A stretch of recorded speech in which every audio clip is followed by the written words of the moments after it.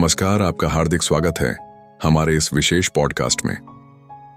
आज हम एक ऐसे विषय पर चर्चा करने जा रहे हैं जो आपके जीवन से गहराई से जुड़ा है और जिस पर अक्सर लोग ध्यान नहीं देते। मंदिर में प्रसाद लेना, भंडारे में शामिल होना, ये सब हमारे धार्मिक और सामाजिक जीवन का हिस्सा है। लेकिन क्या आपने कभी सोचा है कि यही प्रसाद कभी आपके लिए खतरा भी बन सकता है?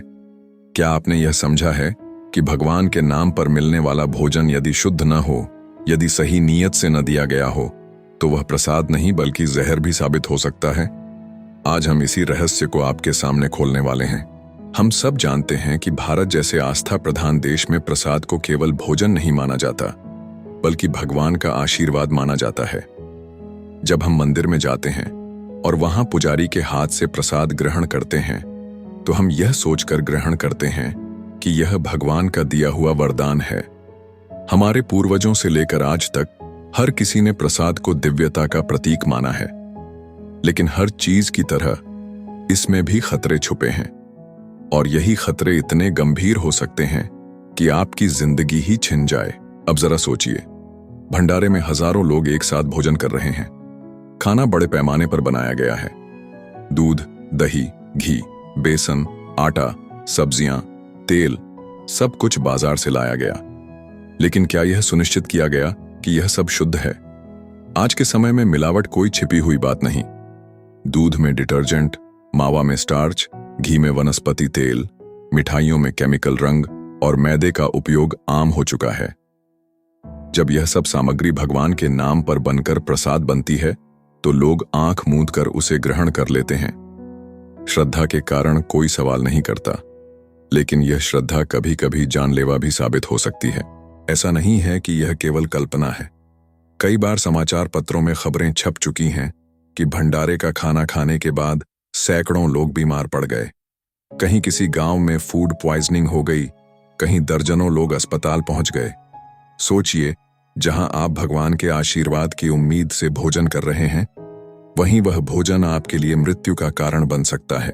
यहां केवल स्वास्थ्य की बात नहीं है, बल्कि आध्यात्मिक दृष्टि से भी प्रसाद की पवित्रता बेहद आवश्यक है। शास्त्रों में स्पष्ट लिखा है कि प्रसाद तभी कल्याणकारी है जब वह शुद्ध, सात्विक और भगवान को भोग लगाकर श्रद्धा से दिया गया हो। लेकिन यदि कोई व्यक्ति गलत नियत से उसमें कुछ मिला दे, यदि कोई तांत्रिक या नकारात्मक शक्तियों वाला व्यक्ति उस प्रसाद में अपनी ऊर्जा डाल दे, तो उसका असर सीधा आपके जीवन पर पड़ता है। आपने सुना होगा कि अशुद्ध प्रसाद विष के समान होता है। यह केवल कहावत नहीं है, यह वास्तविकता है। कई बार लोग यह सोचकर प्रसाद खा लेते हैं कि भगवान के नाम पर कुछ भी बुरा कैसे हो सकता है, लेकिन यह सोच अधूरी है।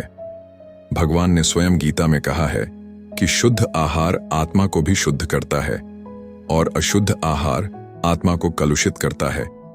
तो अगर आप प्रसाद में मिलावट या नकारात्मकता को नजरअंदाज कर देंगे, तो नुकसान आपको ही उठाना पड़ेगा। कल्पना कीजिए कि भंडारे में मिठाई बांटी जा रही है, सैकड़ों लोग लाइन में खड़े हैं, आपको भी प्रसाद मिलता है। मिठाई का स्वाद अजीब है, उसमें कोई अजीब सी गंध है, लेकिन आप सोचते हैं कि यह तो भगवान का प्रसाद है, इसे तो लेना ही चाहिए। आप उसे खा लेते हैं और उसी रात आपका पेट दर्द से करा उठता है। डॉक्टर कहते हैं कि मिठाई में मिलावटी घी और केमिकल था। क्या यह भगवान की गलती थी? नहीं, यह आपकी लापरवाही थी। इसी तरह कई स्थानों पर यह भी सुना गया है कि कुछ लोग प्रसाद के माध्यम से तंत्र मंत्र करते हैं। वे जानते हैं कि मंदिर में आने वाला हर भक्त श्रद्धा से प्रसाद ग्रहण करेगा। इस श्रद्धा का फायदा उठाकर वे प्रसाद में अपनी नकारात्मक ऊर्जा डाल देते हैं। आप जैसे ही उस प्रसाद को खाते हैं, आपके जीवन की सकारात्मक ऊर्जा धीरे धीरे कमजोर होने लगती है। आपको अचानक अनिद्रा, तनाव, असफलता, बीमारियां घेर लेती हैं। आप डॉक्टरों के पास भागते हैं, उपाय करते हैं, लेकिन समस्या बनी रहती है। असल में इसकी जड़ उस अशुद्ध प्रसाद में होती है। अब आप सोचिए, क्या यह खतरा छोटा है? बिल्कुल नहीं। यही कारण है कि शास्त्र हमें बार बार चेतावनी देते हैं। कहा गया है, संशयात्मा विनश्यति। जो व्यक्ति संदेह को अनदेखा करता है, उसका विनाश निश्चित है। यदि आपको प्रसाद संदिग्ध लगे, उसका रंग रूप अजीब लगे, उसकी गंध असामान्य हो, तो आंख मूंद कर उसे मत खाइए। श्रद्धा का अर्थ अंधविश्वास नहीं होता। श्रद्धा का अर्थ है विवेक के साथ आस्था। यहां यह समझना भी जरूरी है कि प्रसाद केवल पेट भरने के लिए नहीं होता, प्रसाद आत्मा के लिए है। जब वह शुद्ध होता है तो यह आपको मानसिक शांति, आध्यात्मिक शक्ति और दिव्यता देता है। लेकिन जब वही प्रसाद अशुद्ध होता है तो यह आपको अंदर से खोखला कर देता है।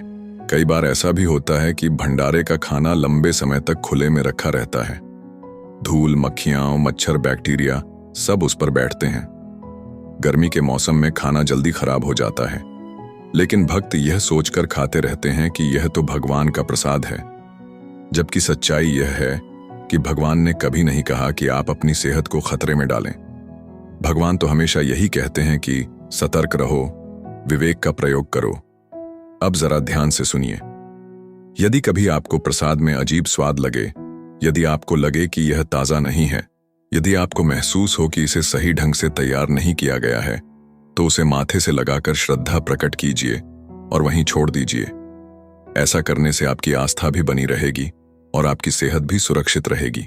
यह भी ध्यान रखें कि बच्चों और बुजुर्गों को विशेष सावधानी से प्रसाद दीजिए। उनका शरीर नाजुक होता है, उन्हें अशुद्ध या बासी प्रसाद जल्दी नुकसान पहुंचा सकता है। प्रिय श्रोताओं, मैं आपको बार बार यह चेतावनी देना चाहता हूं कि मंदिर में मिलने वाले हर प्रसाद को आंख बंद करके न खाएं। श्रद्धा के साथ विवेक भी जरूरी है, वरना आप उस गलती की कीमत अपनी पूरी जिंदगी से चुका सकते हैं। याद रखिए, भंडारे में, मंदिर पर प्रसाद में अगर यह मिल रही है तो कभी पीछे मत आना, वरना जिंदगी से हाथ धो बैठोगे। ये केवल शब्द नहीं है, ये कड़वी सच्चाई है। आप सोचते हैं कि भगवान आपको बचा लेंगे। हाँ, भगवान बचाएंगे, लेकिन तब जब आप स्वयं सावधान रहेंगे। अगर आप लापरवाह बने रहेंगे तो यह कहना गलत नहीं होगा कि आप अपने जीवन से खिलवाड़ कर रहे हैं। समापन से पहले मैं आपको यह बताना चाहूंगा कि प्रसाद तभी कल्याणकारी है जब वह शुद्ध हो और सही नियत से दिया गया हो। अगर प्रसाद मिलावटी है, अगर वह संदिग्ध है, अगर उसमें किसी की बुरी नियत छुपी है, तो वह प्रसाद नहीं बल्कि विष है, और यह विष धीरे धीरे आपके शरीर, आपके मन और आपके जीवन को नष्ट कर देगा। तो दोस्तों, आज के इस पॉडकास्ट से यही सीख लीजिए कि श्रद्धा अंधविश्वास नहीं है। श्रद्धा के साथ विवेक जरूरी है। मंदिर जाइए, प्रसाद लीजिए, लेकिन सतर्क रहिए। किसी भी संदिग्ध प्रसाद को खाने की गलती मत कीजिए। धन्यवाद, आपने हमारे इस पॉडकास्ट को ध्यान से सुना। यदि आपको यह जानकारी उपयोगी लगी हो, यदि आपको लगा हो कि यह आपके जीवन को बचा सकती है, तो कृपया इस चैनल को सब्सक्राइब कीजिए, इस वीडियो को लाइक कीजिए और इसे अपने दोस्तों और परिवार वालों तक शेयर कीजिए। हम फिर मिलेंगे एक नए रहस्य, एक नई सच्चाई और एक नए संदेश के साथ। तब तक के लिए नमस्कार। सुरक्षित रहिए और विवेक के साथ श्रद्धा रखिए।